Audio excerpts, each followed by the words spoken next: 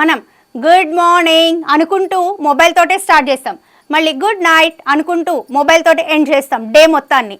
అలాంటి మొబైల్ని మనం ఒకవేళ ఎడిక్ట్ అయినాము అంటే ఆ ఎడిక్షన్ని తగ్గించుకోవడం కోసం ఏం చేయాలి, ఎలా చేయాలి, ఇలాంటి దానికోసం కొన్ని పాయింట్స్ చూద్దాం. ప్రస్తుతం మనం ఉన్న సొసైటీలో ఈ రోజు ఈ క్షణంలో ఇట్లా ఉన్నాము అంటే మొబైల్ లేని మనం నిలబడలేకుండా ఉన్నాం, మొబైల్ ఫోన్ లేని పని చేయలేకుండా ఉన్నాం, ఫోన్ని పట్టుకొని ఆరోగ్య సమస్యలు తెచ్చుకుంటున్నాం, మానసిక ఆందోళన తీసుకుంటున్నాం, లేనిపోని అనారోగ్యాలకి మనమే దానికి ఛాన్స్ ఇస్తున్నాం. ఇలాంటి ఫోన్ అనే పరికరాన్ని మనమే తగ్గించుకోవాలి అనుకుంటూ ఉన్నా మనం తగ్గించుకోకపోవడం కాకుండా చిన్న పిల్లలకు కూడా అది ఎక్కువ వాడకంగా తయారైంది. వారు ఏ పని చేయాలన్నా మొబైల్ ఫోన్, ఆట ఆడాలన్నా మొబైల్ ఫోన్, అన్నం తినాలన్నా తినిపించాలన్నా మొబైల్ ఫోన్, వాళ్ళు హోంవర్క్ చేయాలన్నా మొబైల్ ఫోన్. దీనికి తోడు స్కూల్ వాళ్ళు కూడా హోంవర్క్స్ మొబైల్లో పంపిస్తాము, వాట్సాప్ చేస్తాము అనేది ఒకటి ఉంది. కాబట్టి ఫోన్లో చూసే హోంవర్క్స్ చేస్తున్నారు. దీన్ని తగ్గించుకోవడం ఎలా?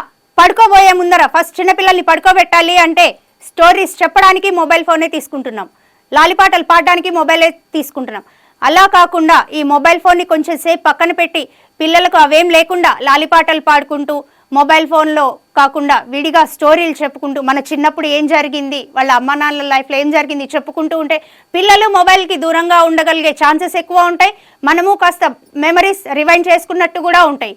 దీనికి తోడు పిల్లలే కాకుండా మనం పెద్దవాళ్ళం కూడా వాట్సాప్ స్టేటస్ పెట్టడం, మెసేజెస్ రాగానే ఏదైనా నోటిఫికేషన్ వచ్చిందా అని చూడడం, మెసేజెస్ వాట్సాప్ ఎవరు చూశారు, స్టేటస్ ఎవరు చూడలేదు అన్నదానికి మనం రిఫర్ చేసుకోవడం, దీనివల్ల మనం కూడా దానికి ఎడిక్ట్ అయ్యే ఛాన్సెస్ చాలా ఎక్కువగా ఉన్నాయి. ఇలా కాకుండా ఉండాలి అంటే మనమే రోజుకి కొంత టైం, అంటే రోజు 3 గంటలు చూసేదాన్ని మెల్లమెల్లగా తగ్గించుకుంటూ వస్తే డైలీ 2 hours అనే దానికి మనం టైం లిమిట్ పెట్టుకొని మొబైల్ని యూజ్ చేస్తూ ఉంటే ఎటువంటి ఆరోగ్యకరమైన సమస్యలు కానీ మానసిక సమస్యలు కానీ రాకుండా ఉండేందుకు అవకాశం మనకి మనం కల్పించుకున్న వాళ్ళం అవుతాం.